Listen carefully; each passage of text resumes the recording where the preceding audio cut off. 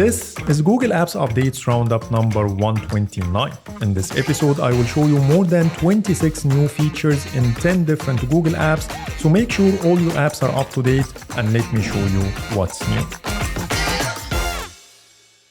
Let's start the episode with the YouTube app, and here I'm gonna show you two new changes. The first change is very exciting. Even if you have a free account, you still can use the picture-in-picture feature on long-form, non-music content on iOS and Android, and this feature was exclusive to the US, but now it's available globally. The second change is a minor visual tweak. The captions are now centered, not left aligned like before. Next, YouTube Music. And here I'm gonna show you three new changes. The first change is the new samples button that you will see in any album or playlist. For example, when I open the liked music, and instead of showing the search button at the top right corner, we got this new samples button that will play a short sample of your songs. And if the song doesn't have an official video clip, you get this animated background with the album art showing on top. The second change is in the now playing screen. When you expand the related page, the ellipses we used to have next to each song got replaced with the play next button. And lastly, under library and then downloads, we got this brand new offline mix, which includes all the songs downloaded locally on the device. The next app we have is Google Photos, and here I'm gonna show you 7 new changes. The first change is the complete app redesign. Starting with the navigation bar, it's now floating with rounded corners. The search is now a separate button. The tap icon is revealed only when the tap is selected. Looking at the photo grid, you will see rounded corners, and when you start scrolling, the photos are no longer classified by date, but now you can see it in a floating chip at the top. You can also tap on this chip to select all the photos under this day, and then it gets a highlight. If you want to select more photos, you can keep scrolling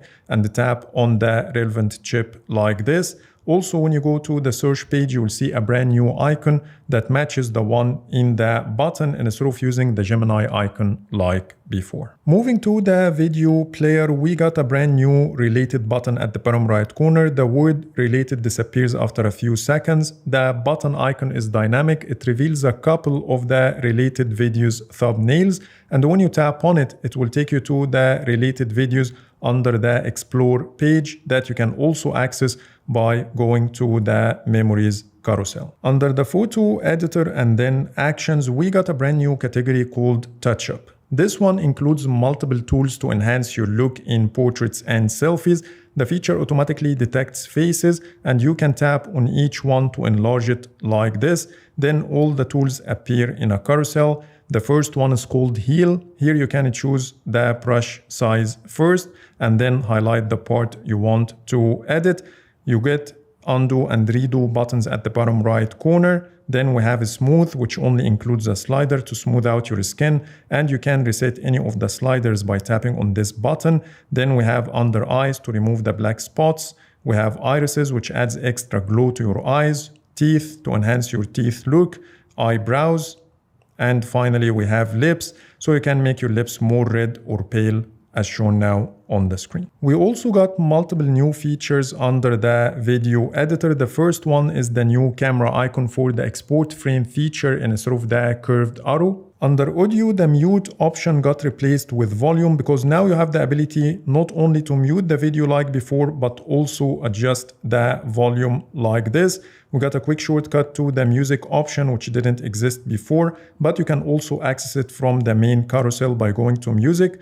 And when you expand the music card, you will notice here that all the songs are now using the album art as a thumbnail instead of the initials like before. And if the song doesn't have an album art, you get a music note icon. When you add any song to your video, you will also see a brand new option to adjust the fade in and fade out, which is available right here. You can choose how many seconds to fade in and fade out. And once you confirm your fade in and out settings, you will see those two icons on the sides to let you know that the fade in and out feature is enabled.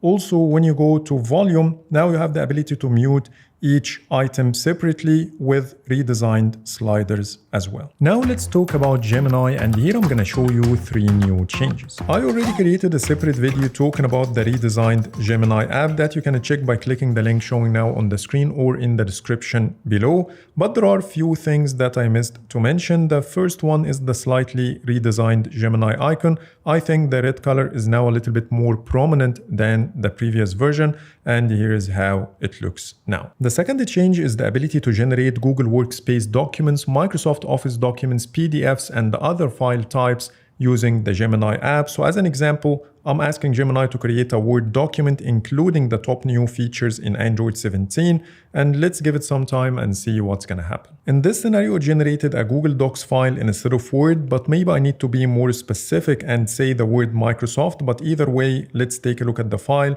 As you see, it looks really nice and well organized, and instead of relying on plain text like before. The last change is under the side menu, then settings, then personal intelligence. When you go to connected apps and scroll all the way down, you will see that the synth ID is now called Verify AI. Next, Google Messages. And here I'm gonna show you 2 new changes. The 2 changes are just minor visual tweaks. The first one is inside the conversation. The voice message button now supports material use, so the color changes based on your color palette. The second change is in the camera preview. The zoom presets font is now bigger than the previous version. Before jumping to the next chapter, let me show you the latest wallpapers added to the Wallpapers by In-Depth Tech Reviews app, which will give you access to hundreds of exclusive wallpapers that will make your smartphone look stunning.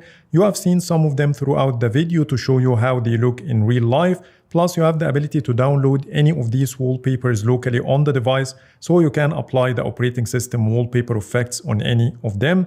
If you want to give it a try, you can check the Google Play Store download link in the description. And now let's get back to Google Apps. Next, Google Chrome. And here I'm gonna show you 3 new changes. The first change is the full AI mode integration in Google Chrome. Now when you tap on the address bar, you get a plus button at the top left corner that will allow you to attach any of your open tabs to ask questions about them. You can take a photo using your camera, select one from your gallery, attach documents, or jump right away to the AI mode with the ability to revert back to the normal search bar by tapping on the X, and similarly create images using Nano Banana with suggestions showing right here. So let's say you have a photo in your gallery that you want to ask questions about. You can simply attach it, put your question, tap on send, and it takes you directly to the AI mode with the search results. The second change is the ability to choose between approximate or precise location access for websites. When you tap on the tools menu and then permissions and then locations, it gives you the option to choose between precise or approximate, which didn't exist before. And lastly, when you tap and hold on any of the tabs in your tab switcher, you will see a brand new share shortcut in this menu. Next, Google App. And here I'm gonna show you 2 new changes. The first change is the redesigned home page. Starting with the search bar, it's now surrounded with a border and a little bit of shadow to make it stand out. Plus the word search got replaced with Ask Google. Moving to the shortcuts, they are now a lot smaller with the same exact design that includes text and icons, not only icons like before. And when you use the live chat, now you have the ability to toggle the captions on or off. So let me show you how it looks. Hi, how are you today? Hi, I'm great, thank you. I see you're showing me how to control captions. So this is how the captions look. The next app we have is Snapseed, which got the same design overhaul we've seen on iOS first, and this is how it looks now. Let me start by adding a photo to show you the sliders and menus. Starting with that tune image, you get a really nice haptic feedback when you move any of the sliders. You can swipe up and down to change the tools. Here you have the ability to select different layers and edit them individually. Then we have the toolbox, which includes everything, with some filters at the top. You can export the photos from here. You can also customize the toolbox or the toolbar you see over here. You can select exactly what you want to add or remove. The other new feature we got is the retro camera, which gives you multiple retro filters inspired by Kodak, Fuji, and other well-known cameras, which you can select from here, in addition to some pro controls to adjust before taking the photo. Now let's end this video by talking about the apps that only got one new change, starting with Google Search. When you expand the AI mode, Google logo is now centered, not left aligned like before. In Gboard, I got a brand new disclaimer when I tried to use writing tools. It says Gboard writing tools work in a secure, isolated environment on your device or in the cloud, where your input text is not shared with Google or any app. So that's pretty much it for today. These are all the new changes I wanted to show you in Google Apps, and if you spotted any new feature, please reach me out on social media to include in my future episodes. But for now, thanks so much for watching and see you in the next video.